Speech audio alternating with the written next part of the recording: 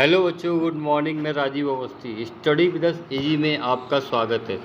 बच्चों, आज हम अपने वीडियो की सीरीज़ में कक्षा 4 की हिंदी की पुस्तक जो आप चित्र में देख रहे हैं फुलवारी, आज हम आपको फुलवारी का अगला पार्ट कहाँ रहेगी चिड़िया, आज हम फुलवारी पुस्तक का पूरा पाठ पढ़ेंगे। साथ ही में कार्य पुस्तिका में जो भी अभ्यास कार्य दिया होगा साथ ही साथ अभ्यास कार्य भी करेंगे। वीडियो अच्छा लगे चैनल को लाइक और सब्सक्राइब करना मत भूलिए। धन्यवाद।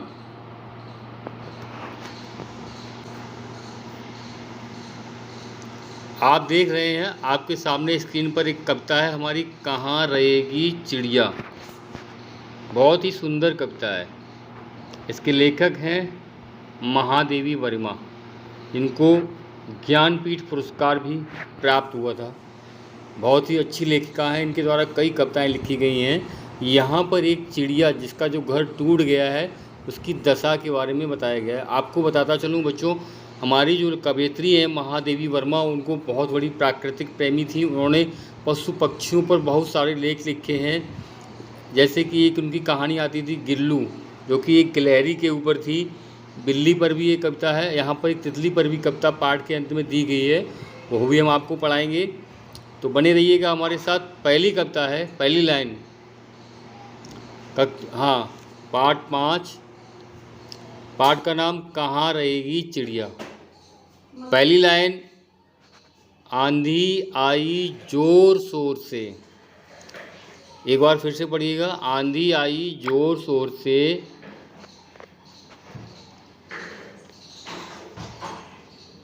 डालें टूटी हैं झकोर से, उड़ा घोंसला अंडे फूटे। क्या हुआ? आंधी आई। कैसे आंधी आई? बहुत ज़ोर से और शोर से। डालें टूटी झकोर से, झटके के साथ डालें टूट गई। उड़ा घोंसला अंडे फूटे, घोंसला भी उड़ गया और उसमें जो अंडे थे वो फूट गए। किससे दुख की बात कहेगी, अब यह चिड़िया कहाँ रहेगी। तो ये पहली लाइन थी, दोबारा पढ़ लेते हैं हम लोग। आंधी आई जोर शोर से, डालें टूटी हैं झकोर से, उड़ा घोंसला अंडे फूटे, किससे दुख की बात कहेगी, अब यह चिड़िया कहाँ रहेगी। अगली लाइन है, हमने खोला अलमारी को, बुला रहे हैं बेचारी को, पर वो चींची कर्राती है, घर में तो वो नहीं रहेगी। और फिर अंतिम लाइन, अब यह चिड़िया कहाँ रहेगी। तो इस कविता में चिड़िया की मनोदशा का भी वर्णन किया गया है। जैसे उन्होंने कहा, हमने खोला अलमारी, बच्चों ने क्या किया, अलमारी खोल दी। अब उसको बुला भी रहे हैं, लेकिन वो क्या करती है, चींची कर्राती है। क्यों? घर में तो वो नहीं रहेगी। चिड़िया देखते हैं, सभी लोग जानते हैं चिड़िया कहाँ रहती है। चिड़िया जंगल में पेड़ों पर घोंसला बना के रहती है, अलमारी में नहीं रहेगी। अब क्या हुआ, घर में पेड़ कहाँ से लाएं। आगे की लाइन में हम फिर से पढ़ेंगे यही बात को। देखिए क्या लिखा है, घर में पेड़ कहाँ से लाएं और कैसे यह घोंसला बनाएं। अब कैसे फूटे अंडे जोड़ें, किससे ये सब बात कहेगी, अब यह चिड़िया कहाँ रहेगी। कितना सुंदर तरीके से वर्णन किया है कि हम घर में पेड़ कहाँ से लाएं, कैसे यह घोंसला बनाएं, घोंसला जो टूट गया है, और कैसे फूटे अंडे जोड़ें। ये तो बिल्कुल भी संभव नहीं है। कैसे अंडे जो फूट गए हैं उनको कैसे जोड़ा जाएगा, और ये बेचारी चिड़िया किससे ये सब बात कहेगी, अब यह चिड़िया कहाँ रहेगी। तो एक बार फिर से इस कविता को हम सभी लोग एक साथ पढ़ते हैं स्टार्टिंग से। आंधी आई जोर शोर से, डालें टूटी हैं झकोर से, उड़ा घोंसला अंडे फूटे, किससे दुख की बात कहेगी, अब यह चिड़िया कहाँ रहेगी। आगे, हमने खोला अलमारी को, बुला रहे हैं बेचारी को, पर वो चींची कर्राती है, घर में तो वो नहीं रहेगी, अब यह चिड़िया कहाँ रहेगी। फिर अंतिम लाइन, घर में पेड़ कहाँ से लाएं, कैसे या घोंसला बनाएं, कैसे फूटे अंडे जोड़ें, किससे ये सब बात कहेगी, अब ये चिड़िया कहाँ रहेगी। अब हम कुछ प्रश्न उत्तर करते हैं। इस कविता में जिन शब्दों का अर्थ आपको नहीं पता है उन्हें छांट कर लिख लीजिए। इनका अर्थ अपने शिक्षक से आप पूछ सकते हैं। फिलहाल इस कविता में कोई भी कठिन शब्द नहीं है जिसका आप आंसर नहीं दे सकते या इनका मतलब आप नहीं समझ पा रहे। चलिए हम प्रश्न उत्तर हल करते हैं। बोध प्रश्न कहते हैं, इनका उत्तर आपको बताना होता है। यहाँ पर पहला है, जोर शोर से आंधी आने पर क्या हुआ। जोर शोर से आंधी आने पर क्या हुआ। सबसे पहले तो आंधी आई जोर शोर से, डालें टूटी, झकोर करके डालें टूट गई। फिर क्या हुआ, उड़ा घोंसला, अंडे फूटे। तो आंधी आने पर डालें टूट गई, घोंसले उड़ गए, पक्षी परेशान हो गए। अब क्या हुआ, अगला है, चिड़िया बुलाने पर अलमारी में रहने के लिए क्यों नहीं आ रही थी। हम सभी जानते हैं पशु पक्षी जंगलों में रहते हैं या वृक्षों पर, पेड़ों पर अपना घोंसला बना के रहते हैं।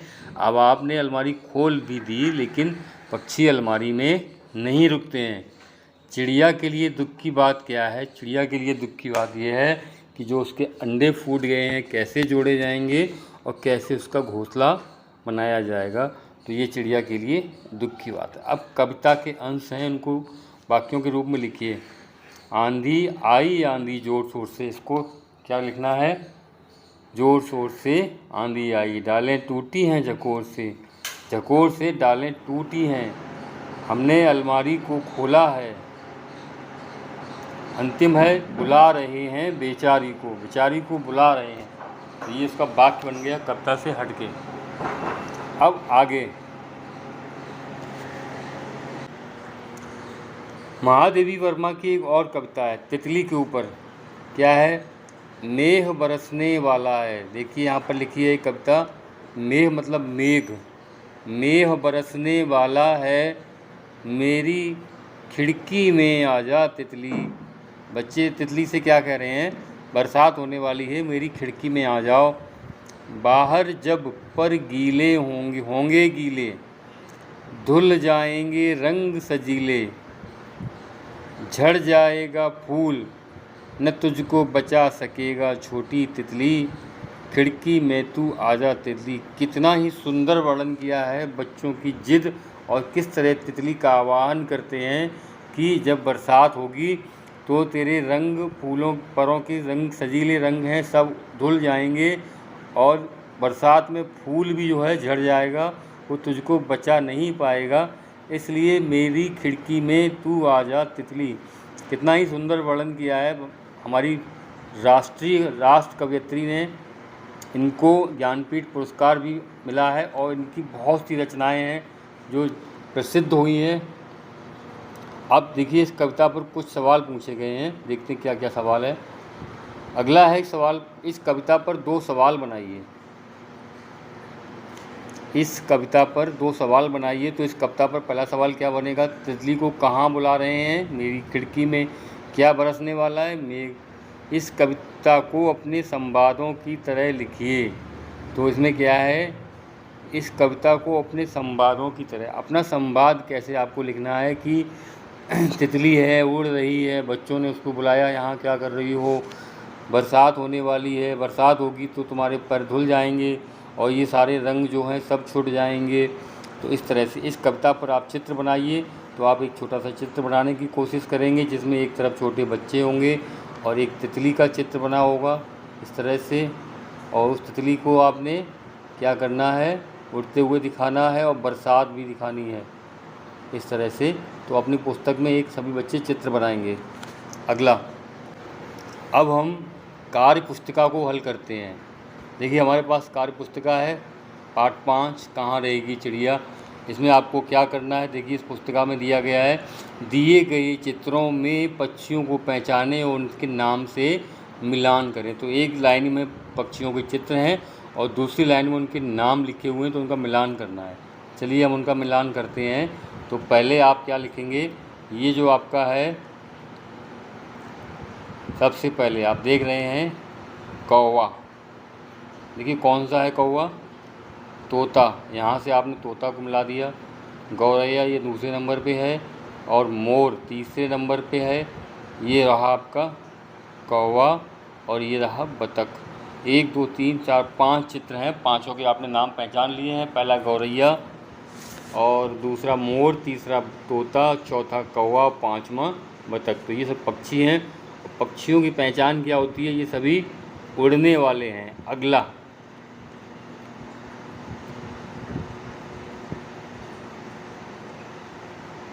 अंडे देने वाले जीव जंतुओं के सामने हाँ, और अंडे ना देने वाले जीव जंतुओं के सामने ना लिखना है। तो यहाँ पर आप देख सकते हैं, जैसे आपको जानते हैं कौन सा पक्षी अंडे देता है, जैसे मोर, तो इसके सामने आपने लिख दिया हाँ। और दूसरा है तोता, यहाँ भी आप लिखना है हाँ, दूसरी लाइन में भी। तीसरा है खरगोश, खरगोश अंडे नहीं देता है, तो यहाँ पर आपको नहीं लिखना है। गौरैया पक्षी है, ये अंडे देती है। अक्सर ध्यान रखें, मोस्टली पक्षी अंडे देते हैं। अब ये लिखा है गाय, तो गाय आगे आंसर आएगा नहीं। और हंस, हंस भी अंडे देता है, यहाँ पर हो जाएगा हाँ।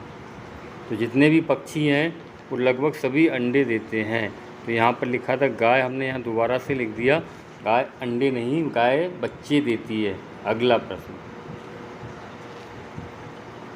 नीचे दिए गए पक्षियों में से उन पक्षियों के सामने सही का चिन्ह लगाइए जो पेड़ पर अपना घोंसला बनाते हैं। मोर,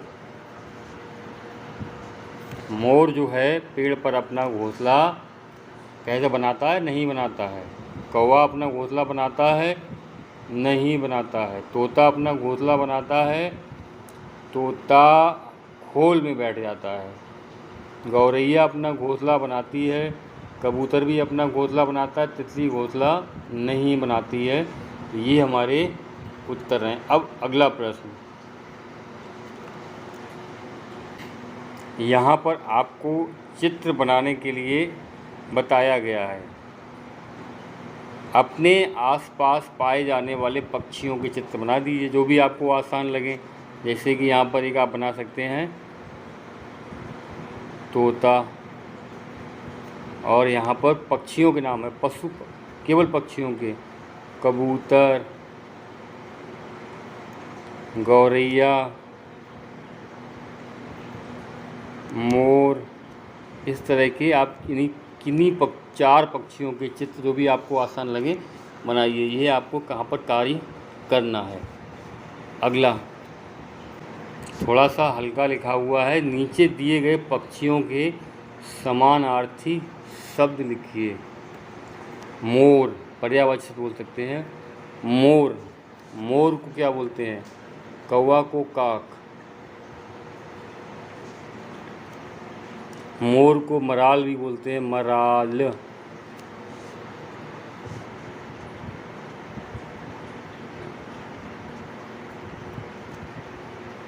तोता को सुक,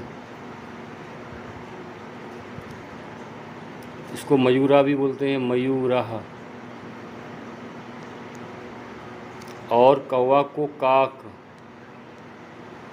काकह, प्रलपति। और कोयल को कोकिला।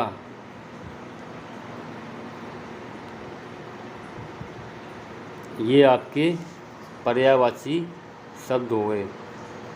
कबूतर, कबूतर का भी, कबूतर को आप लोग क्या बोलते हैं, कपोता।